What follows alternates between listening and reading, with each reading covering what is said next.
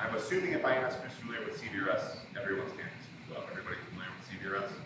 All right, so I'm going to make it quick. I've seen this slide many, many times. Frequency range 35, 50 to 3700. The predecessor to the standard, if anybody remembers, was the NN band, and it was 3650 to 3700, and it was very different then. Basically, you go to the FCC, you requested this license. It was a nationwide license. You can put links anywhere in the country. You got license for free too, by the way. You can place links anywhere in the country as long as you were not incorporated on an existing site. The FCC orchestrated a bit with the DoD, and they said, listen, we're going to transition. Long story short, we're going to transition this to something called SIMPAS broadband radio service. And then open at an additional 100 megahertz, which again, they kind of want to see at DoD to open up. The band is subject to a three-tier hierarchy.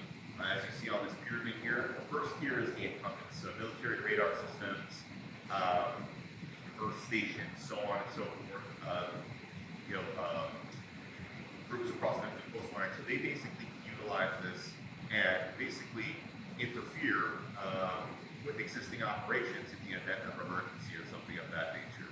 Now, between when CBRS began and now, a lot of improvements have been made. So, for example, it's escaping me right now, but does anybody remember the coastals and the ES, the protection zones on the coast? What's the nomenclature that they used for that? It was dynamic protection zones, big DPAs. That's what it was, DPAs, dynamic protection zones. In the beginning of CBRS, for example, think about the propagation characteristics of business that are in power limits. If you had an incumbent that would utilize the spectrum in Virginia Beach, it would shut somebody down in like Nassau County, Long Island. Think about how far that is, right? Since then, they upgraded the band and they tightened it up a lot where those sorts of things aren't going to happen. That's via something called CBRS 2.0. The second tier here are the priority access licenses. The priority access licenses are exclusive dedicated use channels. The FCC issued those via competitive bid in auction 105. There are 7 10 megahertz blocks per county. Each single party, there's a spectral aggregation limit. Each single party can only have up to 40 megahertz in a single county. So you wouldn't be able to have the whole 70 megahertz. Now that being said, one thing that folks don't realize is that the spectral aggregation limit only applies to the PAL portion of the band. So say you had 40 megahertz of PALs, and you also want to leverage the TAA, which we're going to talk about in a second. That's fine. So if you're using something like Solana or whatever it may be, you have an opportunity to get up to 80 megahertz, subject to it being available in that particular market. So the third tier is the general authorized access tier. So that's the shared tier, very similar to the NN predecessor band that I described before.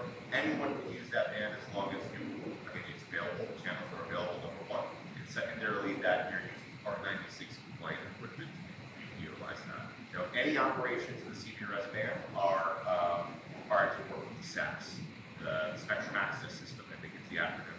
You had a lot of SAS groups that beginning of CBRS, a lot of them have dropped out since. Today, I think the big SASs that have the majority of market share are Federated Wireless, and some of the others, like I said, have dropped out in recent years. Like I mentioned, this is standardized for 3GPP. However, there are a ton of proprietary hardware options out there as well that you can leverage. The power limits are a bit restricted in this band, which also restricts its propagation.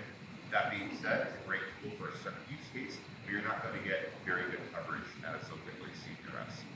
Naturally, that being said, like I mentioned before, there is an NPRM that's pending right now with contemplating raising those power limits, which would increase the propagation characteristics.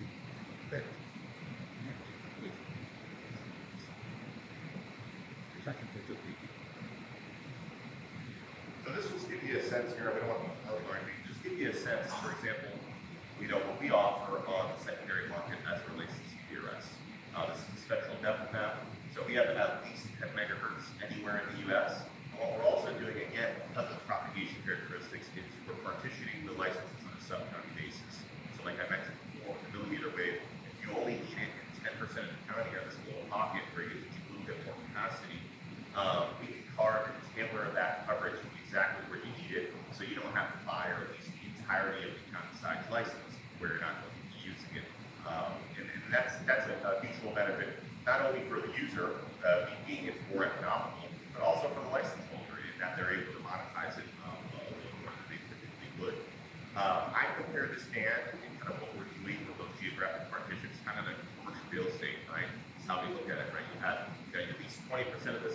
there, at least 20% here, and you kind of have all these, you have 6, 7 tenants, let's say, within one county that are all utilizing the spectrum along these same channels, frankly, and because of the propagation characteristics not permeating into one another, as we were talking about the 700 megahertz, sometimes, again, especially with deployments are directly adjacent to one another, it may require some coordination with the neighbors, right? Say, hey, let's play nice here, we're going to use it here, we're going to do like this, and everybody kind of gets along, and we can mitigate against any prospective attacks.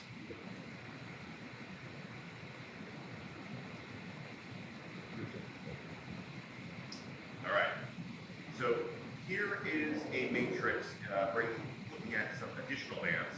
Some bands that we talked about, band 60, 70, and 75 is CBRS house, and then also looking at 800 megahertz and 900 megahertz. Is everybody familiar with band 26, 800 megahertz? It's in a lot of the recent news as it relates to that. And I'm sure everyone's also familiar with ENTELEC's 900 megahertz, which is what that's band at 1.6, right? So, as I mentioned, each band has its respective benefits. Some shine more than others in certain areas. So let's look at 800 megahertz first. So, like I said, approved for LTE and 5G at band 26. Excellent propagation, 7x7 FDD channel. Excellent throughput, just by virtue of having a decent amount of capacity at total of 14 megahertz. Building penetration really good with the megahertz spectrum. The spectrum is currently pending assignment, which is a sale from T-Mobile to Grain Management.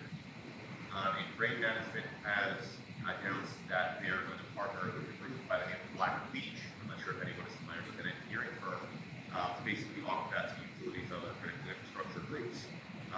That being said, it's still pending FCC approval. The assignment has not been consented to by the FCC yet, so we'll kind of see how that all plays out. Anything can happen. But I'm not sure we can necessarily say that it's available today on the market and you can use it like this.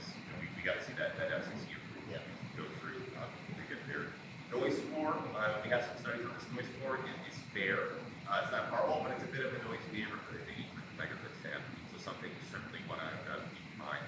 Another thing is the cost of the spectrum. There's a lot of public information as it relates to what T-Mobile wanted for the spectrum. First and foremost, if you remember going back a little bit, Dish had an option on this spectrum and it was a merger, you can see, via the Sprint T-Mobile merger. And Dish's option on the spectrum was $3.5 billion. I think if I got it correctly, is everybody familiar with megahertz pop here? How that works? Yeah. You just show me hands. I'm not sure, maybe it's for all still. All right, we have a few. I'm going to go through it really quick. Sorry for those that already know. The megahertz pop is a unit of measurement used for respective transactions. So what gallons are to water, quarts are to what? How do you get there? You multiply the capacity of the license. So in this case, 14 megahertz by the population it encompasses. That'll get you to your megahertz pop. So if someone said you had spectrum and someone said, hey, I'm going to offer you a nickel megahertz per megahertz pop, you would multiply 5 cents by that megahertz pop figure, and that would give you the gross consideration, whether it's $100,000, whatever it may be, that would get you the total dollar amount that they're offering you, what you're talking about. So considering, even though it didn't go to Dish and it's pending going to Grain, we're going to imagine that the spectrum is going to be quite expensive. We see some public reports about it here. Speak about it a bit. Public be they're like 125 to 50 megahertz pop, up to $2.25 megahertz pop rate. You'd imagine it's going to be more than that. Aside by just because you have the capacity of 4 megahertz pops if you're multiplying against population in the states. So it's going to be quite pricey for the state environments. Moving over to 900 megahertz of terrace band 6, excellent propagation, 3x3 FDD channel. They're currently pushing for a 5x5, which will give them a total of 10 megahertz, and I think that's pending with the FCC now. I think there's a lot of work to be done there, consideration of the incumbents that are in that additional 2 megahertz that they're coming to be expanding to. Really good in building the penetration. Secondary market availability. As any of you are familiar with that, a lot of that spectrum requires clearing of the incumbents. So in terms of it being available tomorrow like this, I'm not sure. It depends in that particular area who the incumbents are, but I'm not sure it's plug and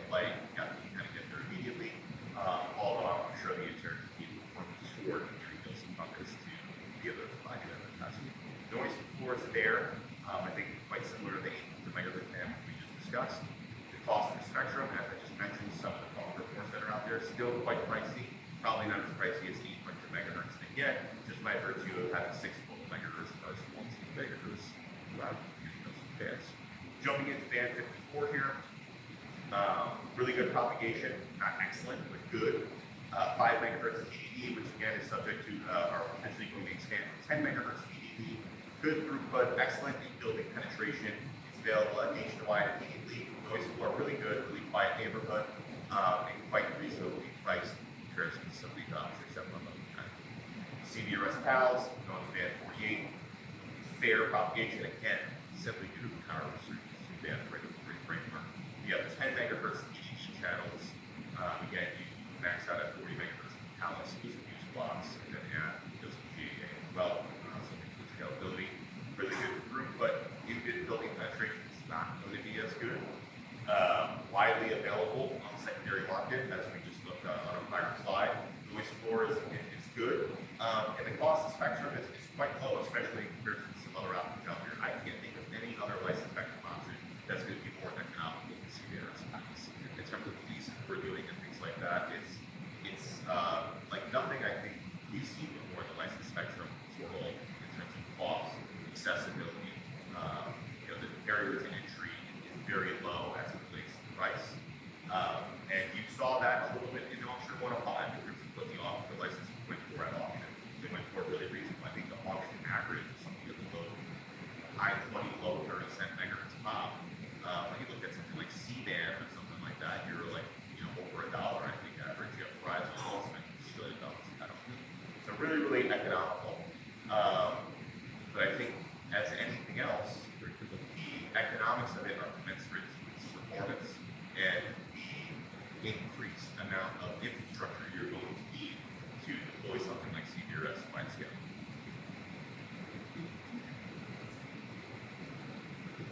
Yeah. Anything that is raw, man, really. I mean, the thing about CBRS too is the ecosystem is getting really confused. They hyped CBRS up so much from the beginning that the ecosystem is like booming, across many sectors, specialized hardware, whatever sector you're in. So, I mean, we're seeing a lot of wireless ISPs use it. We're seeing folks in the oil and gas space that participated in the auction use it. Utilities, not so much. I think it's gotten a lot better, but I think utilities kind of got a little spooky in the beginning when you had the SACs go down. If anybody remembers that a few years ago, there was an interruption in service. The utilities were like, whoa, we can't lose effectively for the second year. This thing went down. I was missing 10 hours usually one day. They fixed a lot of that. They fleshed a lot of that out, and I think it scared some of the utilities. You have Verizon, which is a major player for mobile data and their fixed wireless product. You have EchoStar, Dish EchoStar, which they have it, but in terms of applications, I think TVD. And you have the cable codes, which were large pieces and all, which I think some of the cable codes still want us. They're trying to figure out what they want to be when they grow as it relates to CBRS. I think typically to date they're using it for capacity offloading, and they have lit up some private networks. So, for example, Comcast just announced recently they are using CBRS spectrum to support a private network at the University of Virginia. So, we'll be impact this will listen to cloud badge. So I think it goes across the board. It's very versatile. So I hope that I kind of hedged your question a little bit, but I think you do a little bit of everything with it as long as the environments are satisfactory. So in terms of millimeter wave, there are a few different options that are there's some good regional availability. So the upper microwave flexible use service, also known as UMPUS, is the acronym, includes 24, 28, 37, and 39 gigahertz. There's one band that's within that neighborhood that is not in the UMPUS designation, which is not standardized. It's called LNPS, Local Point Distribution Service. Anyone familiar with LNPS? So LNPS kind of got left out of the standardization process, but that's also another option within this range. I guess is my point. They're not going to be able to get LTE or 5G, but they have proprietary equipment through groups like Intracom, or Android, and a few other groups that support this band. But sticking to the UMPUS stuff for a little bit, you got 24 gigahertz. This was all auctioned a number of years ago. It was auction 101 and 102. There were licenses that existed before, and you were able to basically, it was an incentive auction first. It allowed you to trade those licenses in, either cash out those licenses or put those vouchers and bidding credits into kind of what they transition demands into. So quite a bit of capacity in 24 gigahertz. You got 100 megahertz per block. So if you're looking for something that's a serious, like you need some serious data, but you don't really need the coverage. You don't need to go that far. It could be a really good option. 28 gigahertz, you got 425 megahertz per block. I think 28 gigahertz out of all the options we're looking at here has the most fleshed out ecosystem at all. But a ton of capacity there in some decent availability. 37 and 39, you get 100 megahertz per block as well. Not as fleshed out as something like 28 gigahertz on the ecosystem side. And I think the ecosystem getting fleshed out is really going to require one of the carriers to really push the hardware forward, which really hasn't happened yet. But Verizon, for example, participated in these auctions. Millimeter wave was like the best thing since sliced bread. Today, in 2025, I think they tell you themselves it's not exactly what they thought it was, right? And they did not do the things that they thought it could do. So I refer to some of this stuff, at least the use cases they're talking about, that is not yet mature. It'll have its day in the future, but the day probably isn't today. Again, if you have a team area where you get a ton of capacity, I think people are great. But in terms of going, again, more than that, probably not the best option. They'd be supplementary to anything else that you may use for the other options that we discussed. I think you're on time, by the way, because I have my phone recording there. Alright, let's look at this. Good. All right. Now we're going to talk about some of the non-LTE 5G options that are, particularly available in many areas of the world. Guess what they explore. Anyone can take a guess why I use orange and blue for the slide for specs? No clue. Well, I put this slide together when the Knicks won Game 2.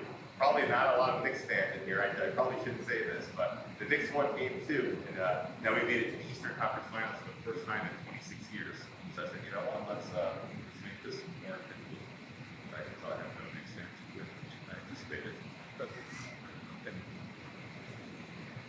What's that?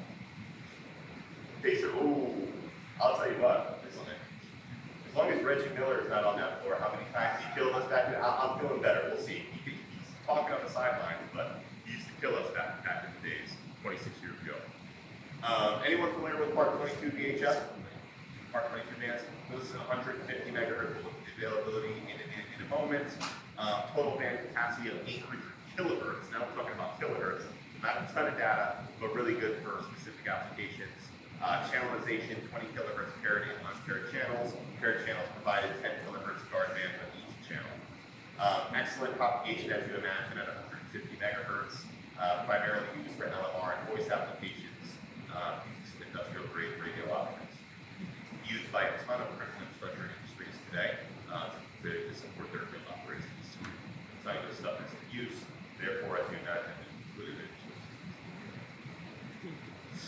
Here's a little look in terms of the availability, and this is honestly what we offer. So I don't want to sit here and represent that this is all that's available in the whole country, but what we know of tends to be on the market, and this is a representation of that. So you got some there in Southeast Texas, some coverage in 13 states. Again, key applications being more voice SCADA and field area networks. Some of the users that are leveraging the spectrum today, GMTs, electric co-ops, investor-owned utilities, two-way operators, and so municipalities like there.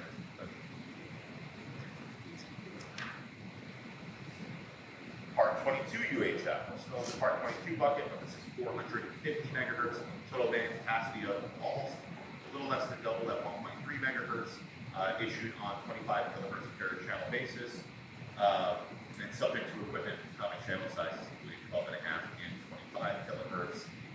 Excellent propagation as well, maybe not as good as 150, but still really, really good. Allocated primarily for LMR and voice applications as well. There are some standard, not LTE or 5G, but some technologies such as DMR or Tetra, which support some of the data solutions on the 150 megahertz band. Give you a sense here of availability. Again, some really good availability down here in Southeast Texas, and even Northeast Texas, and some other portions of the Metro. And again, utilized by many of the same organizations that are from the